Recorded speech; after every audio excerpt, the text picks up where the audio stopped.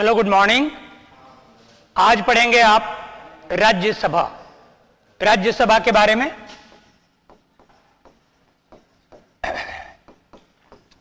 भारत के संविधान के आर्टिकल 80 में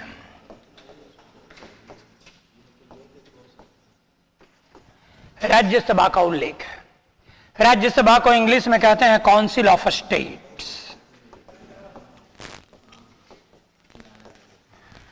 जैसा कि आपको मालूम होगा,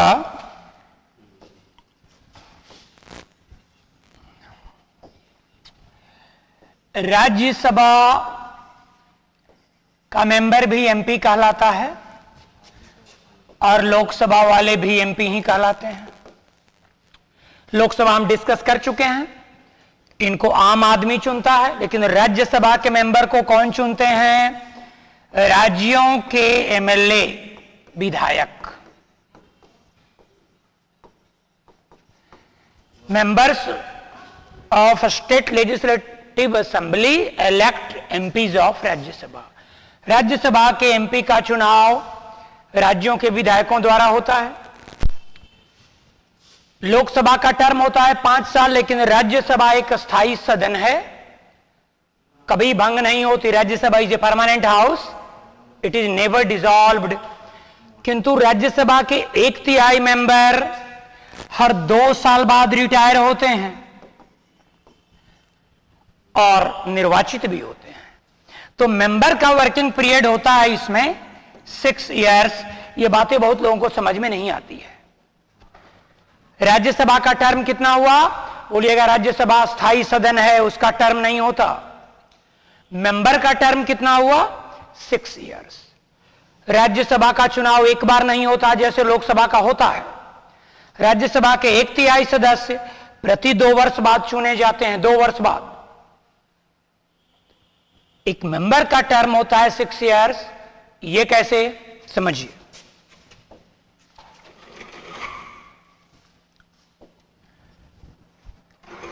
ये राज्यसभा और राज्यसभा में इसको ये और पहले, हाँ, ध्यान से देखिएगा। राज्यसभा में कितने एमपी होते हैं? 31 अक्टूबर 2019 से पहले, 31 अक्टूबर से जम्मू कश्मीर संघ शासित प्रदेश है। 31 अक्टूबर से राज्य के दर्जे से पीछे गया। तो संविधान का इतिहास जब लिखा जाएगा तो 2 हिस्से में जाएगा। राज्यसभा के एमपी 31 अक्टूबर 2019 से पहले कितने थे? 29 राज्यों से 229 थे। यूनियन टेरिटोरीज में 2 ही जगह से थे, दिल्ली और पांडिचेरी से। दिल्ली से 3 हुआ करते थे, पांडिचेरी से 1। स्टेट से 229, दिल्ली से 3, पांडिचेरी से 1 यूनियन टेरिटोरी है ये। तो कुल मिलाकर 233 निर्वाचित, लेकिन सीट है 238, 5 खाली। 12 राष्ट्रपति द्वारा मनोनीत नॉमिनेटेड एमपीज। ये 12 कौन है? कला, विज्ञान, साहित्य और सोशल वर्क। इस फील्ड के 12 नॉमिनेटेड मेंबर होते हैं राज्यसभा में।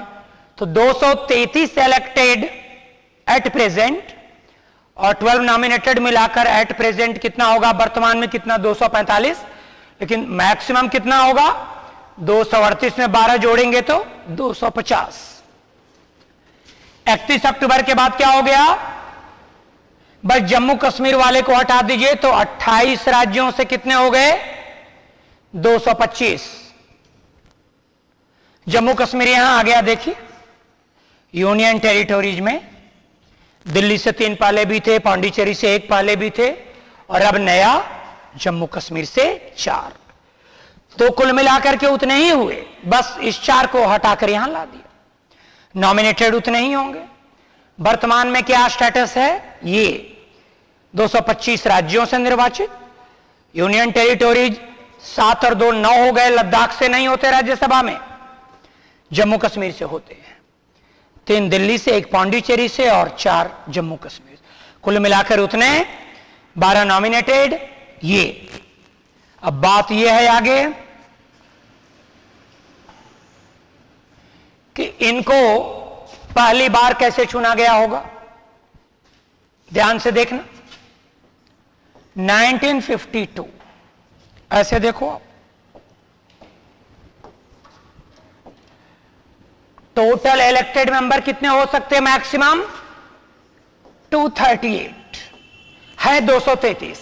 3 भागों में बांट रहा हूं। राज्यसभा के मैक्सिमम निर्वाचित एमपी 238 होंगे, हैं कितने? 233। ये 5 खाली है। मैं एग्जांपल के लिए इसको पूरा ले रहा हूं। 238 अगर है तो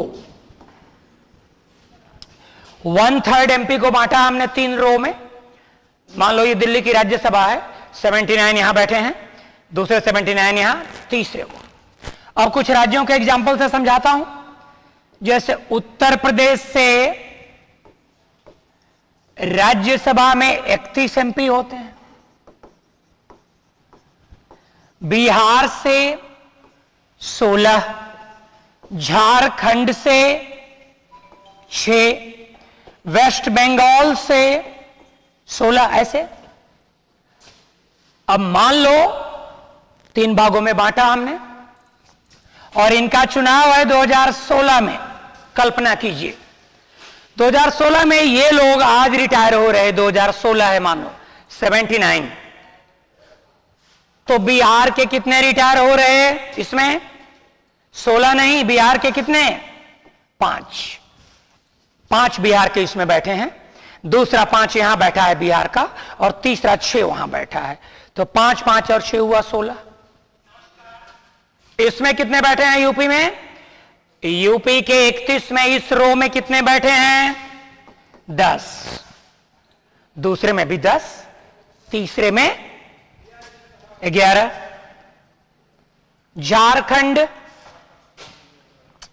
झारखंड के कितनी सीटों पर चुनाव हो रहा? 2 सीटों पर। झारखंड से 2, कैसे? 2 यहां राज्यसभा में, झारखंड के 6 कैसे बैठे हैं? 2 यहां, फिर 2 यहां, फिर 2 वहां। इन पर चुनाव है। वेस्ट बंगाल से भी 5। 1/3 मेंबर हर स्टेट का यहां बैठा हुआ है। तो आज ही चुनाव है मान लो 2016 में, तो बिहार के कितने बैठे हुए हैं? 5। और इस 5 को कौन चुन रहे? बिहार के 243 एमएलए विधायक। उत्तर प्रदेश के 10 बैठे हैं यहां, इनका चुनाव कौन कर रहे? यूपी के विधायक। झारखंड के 2 का चुनाव कौन कर रहे? झारखंड के 81 विधायक।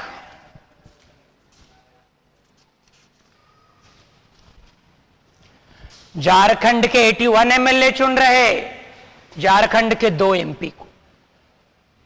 कितने लोगों का चुनाव हुआ? हर राज्य के 1/3 का।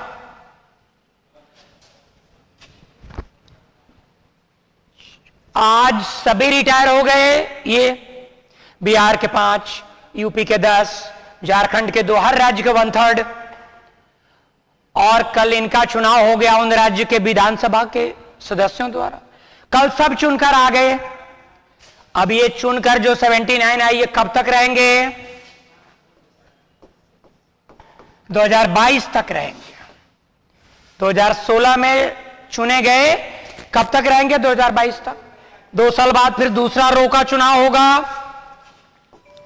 2018 में। इनका सभी राज्यों के वैसे ही कब तक रहेंगे ये? 2024 तक। उसके 2 साल बाद ये चुने गए तीसरा रो कब तक रहेंगे? 2026। ध्यान से देखो, 1/3 मेंबर हर 2 साल बाद रिटायर हो रहा। ये कब रिटायर हुए? 16 में। ये कब रिटायर हुए? 2018 में। वो कब रिटायर हुए? 2020 में। ये कब चुने गए? 2016 में। ये कब चुने गए? 2016 में। और ये कब चुने गए? 2020 में। ये कब रिटायर होंगे? 2022 में। ये कब रिटायर होंगे? 2024 में। और वो रिटायर होंगे 2026 में। कहने का मतलब 1/3 मेंबर हर 2 साल बाद रिटायर होता है, निर्वाचित होता है, लेकिन मेंबर का वर्किंग पीरियड 6 इयर्स, 6 वर्ष। क्लियर है? अब एक सवाल है कि पहली बार ऐसा कैसे हुआ होगा? फर्स्ट टाइम में कैसे हुआ? फर्स्ट टाइम में ऐसे हुआ, 13 में 1952 से राज्यसभा है। 1952 में राज्यसभा में सब आ गए। अब देखिए,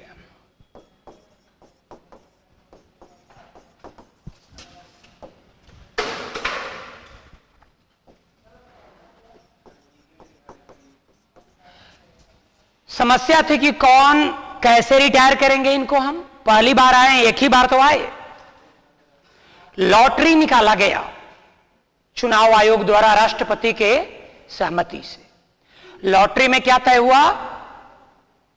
एक ग्रुप 2 साल बाद रिटायर होगा, एक ग्रुप 4 साल बाद और एक 6 साल बाद। लॉटरी में देखा गया कि इनको रिटायर होना है 2 वर्ष बाद। तो ये 1952 में आए थे, ये कब रिटायर हो गए? 1954 में। पहली बार ये रिटायर हो गए 2 ही साल में, हालांकि दोबारा फिर चुने गए। ये कितने साल बाद रिटायर होना? 4 वर्ष बाद। 2052 में आए थे, 2056 में रिटायर हुए, और ये रिटायर हो गए 6 वर्ष बाद। बात समझ गए? लॉटरी से तय हुआ कि एक ग्रुप रिटायर होगा 2 वर्ष बाद, जो 1954 में हो गया। दूसरा रिटायर होगा 4 वर्ष बाद, जो 56 में हो गया। और तीसरा 6 वर्ष बाद, जो 1958 में। अब बात यह है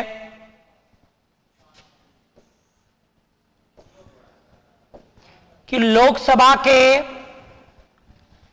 में स्पीकर की बात हमने किया था, तो राज्यसभा में भी होता है स्पीकर, नहीं चेयरमैन। हिंदी में कहते हैं सभापति। और ये कौन है? उपराष्ट्रपति। बहुत काम का सवाल है। इसमें क्या पढ़े थे? स्पीकर नहीं रहेगा तो कौन रहेगा? Deputy speaker. ये दोनों ही लोकसभा के मेंबर हैं। ये भी ना रहेंगे तो 10 सीनियर एमपी का लिस्ट है। इसमें बातें बिल्कुल अलग है। क्यों? इसमें देखा था स्पीकर और डिप्टी स्पीकर लोकसभा का एमपी होता है, 5 साल कार्यकाल है, एक दूसरे को रिजाइन करता है। यहां एक विचित्र बात है भारत के संविधान में, आपको आश्चर्य नहीं होना चाहिए कि राज्यसभा का सभापति राज्यसभा का एमपी नहीं होता है। क्योंकि आप पढ़ेंगे कि उपराष्ट्रपति तो लोकसभा राज्यसभा दोनों मिलकर चुनती है, और जो उपराष्ट्रपति है वो पद से सदस्य है राज्यसभा का, पदेना सदस्य, अध्यक्ष सभापति। Vice president is ex officio chairman of the Rajya Sabha. पदेना अध्यक्ष का सभापति का मतलब जो भी उपराष्ट्रपति रहेगा वो पद से हो जाएगा। पदेना संस्कृत वर्ड है, कभी संस्कृत पढ़ा होगा आपने। बालकेना, फलेना, तृतीया विभक्ति करण कारक, बालक से, फल से, तो पद से है सभापति। ये राज्यसभा का एमपी नहीं है, सभापति तो है। लोकसभा का अध्यक्ष लोकसभा का एमपी है, राज्यसभा का सभापति राज्यसभा का एमपी नहीं है। ये अगर नहीं रहेगा, ये नहीं रहेगा तो स्पीकर की लिस्ट बनती है ना 10 एमपी की लिस्ट, क्योंकि वह सभी लोकसभा। ये अगर नहीं रहेगा तो यहां लिस्ट सभापति की नहीं बनेगी, याद रखना। चेयरमैन अगर नहीं रहा, बीमार हो गया, डेथ कर गए कोई कारण, तो इनका काम कुछ दिन कौन देखेगा? उपसभापति, डेप्यूटी चेयरमैन। लेकिन इनके बारे में खास बात की, ये राज्यसभा का ही मेंबर होता है। राज्यसभा का सभापति राज्यसभा का एमपी नहीं है, लेकिन उपसभापति राज्यसभा का एमपी है। तो यहां जो इनकी लिस्ट नहीं बनती, यहां स्पीकर की पैनल बनती है। यहां किसकी लिस्ट बनती है? इनकी 6 मेंबर्स की। राज्यसभा में डेप्यूटी चेयरमैन का 6 मेंबर का पैनल है कि सभापति नहीं रहेंगे तो उपसभापति आएंगे, और ये ना रहेंगे तो इनकी लिस्ट नहीं बनेगी, इनकी लिस्ट बनेगी, क्योंकि उपसभापति राज्यसभा का सदस्य है। अब रिजाइन कैसे करते हैं?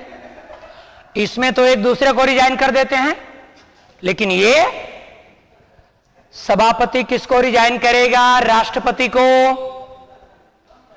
और उपसभापति किसको रिजाइन करेगा? सभापति को। मैं उम्मीद करता हूं ये बातें आपको समझ में आई होगी, और अगले क्लास में हम पढ़ेंगे परिसीमन आयोग, डिलिमिटेशन कमीशन।